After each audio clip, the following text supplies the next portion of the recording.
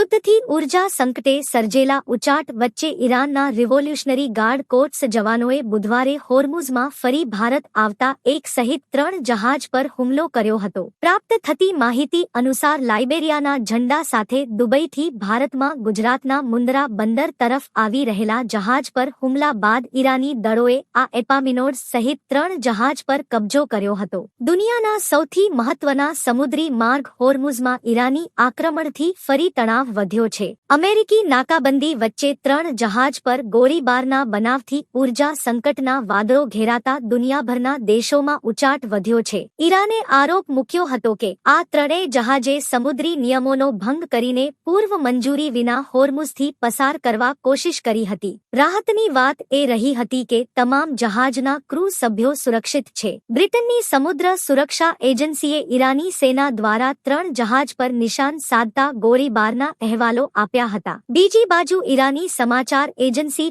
તસ્નીમના અહેવાલ મુજબ એક જહાજે ઈરાનના સશસ્ત્ર દળોની ચેતવણીની અવગણના કરી હતી. અગાઉ પણ હોર્મુઝ સ્ટ્રેટમાં જ ભારતના 2 જહાજ પર ઈરાનની સેનાએ હુમલો કર્યો હતો. ત્યારબાદ તાણ વધી ગઈ હતી. ભારતે તરત આકરી પ્રતિક્રિયા આપતા ઈરાન રાજદૂતને બોલાવ્યા હતા. સાથોસાથ આવી હરકતના ગંભીર પરિણામ ભોગવવા પડશે તેવી ચેતવણી પણ આપી હતી. ઈરાનની સરકારી ટીવી ચેનલના અહેવાલ અનુસાર જે 3 જહાજોને બંધક બનાવીને ઈરાન તરફ લઈ જવામાં આવ્યા હતા તેમાં એક એમએસસી ફ્રાન્કેસ્કા, યુફોરિયા અને એપામિનોડ્સનો સમાવેશ થાય છે. આ જહાજ દુબઈથી પોતાની યાત્રા શરૂ કરીને ભારત આવી રહ્યું હતું ત્યારે ઈરાની દળ આઈઆરજીસીએ તેના ઉપર હુમલો બોલાવ્યો હતો અને તેને કબજામાં લીધું હતું. આ ઘટનાએ સમુદ્રી સુરક્ષા ઉપરાંત ભારત માટે પુરવઠાની ચિંતા પણ ઊભી કરી દીધી છે.